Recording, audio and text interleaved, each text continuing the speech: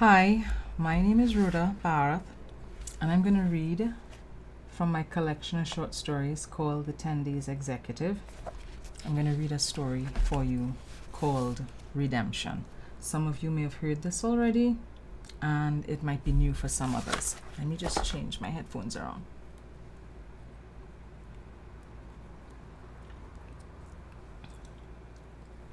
Yeah, sorry about that. Right, so redemption. Well, I think you'll get the gist of the story. New Testament Revival Tabernacle was only 10 houses away from Sunrise Palace Hotel and Bar. Redemption, the village in which these two places are situated, is really small. If you live in Port of Spain, you would say Redemption is pure bush, and the people there are country bookies who ain't exposed to much and life have a sameness state that could stifle you.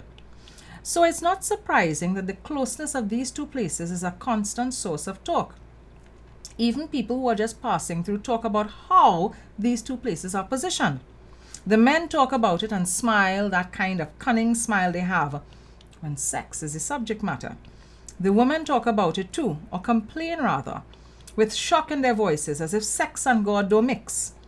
But the real problem with these two buildings is that they know precisely who the patrons are.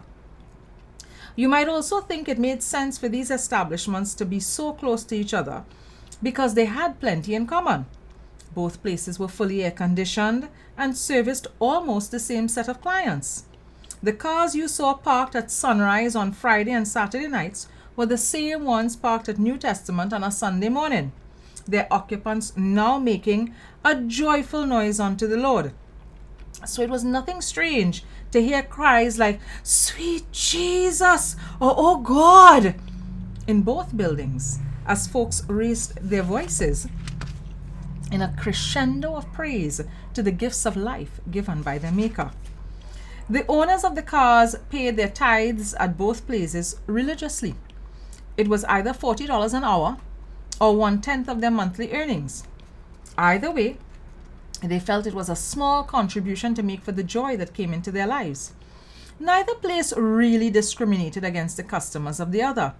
The New Testament pastor, Winston Duncan, had learned a long time ago the wisdom of judging not, lest he be judged, especially when his judgment started to affect the amount of money offered at collection. Those in the flock who were willing to throw a crisp $100 bill in the collection plate at the end of the Sunday morning service expected and got the indulgence of a blind eye turned to at least one of their faults.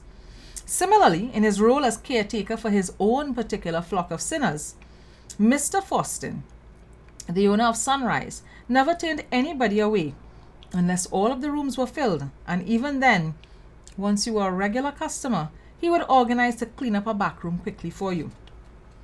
It's easy to understand why Sunrise was so popular. Redemption Village is not a place with too much recreation. You could drink, play cricket or football, line by the corner, or run women. If you were able to do all three comfortably, then you became a hero in the village. It meant that as a man, your business was in order and you had everything under control. You were a god among mortals. Women, though, had rather less recreation allowed to them. There were the occasional church bazaars or harvests. Sometimes a football or cricket club would host a family day, or there would be the informal gathering in someone's yard to exchange gossip. But mostly it was a routine of domestic chores that kept the women occupied. Today, though, the world at both ends of the street were coming together to celebrate the passing of one of their own. Stanton Crewley, one of the most respected men in Redemption Village, had died at Sunrise and now, 3 days later, was being buried at New Testament.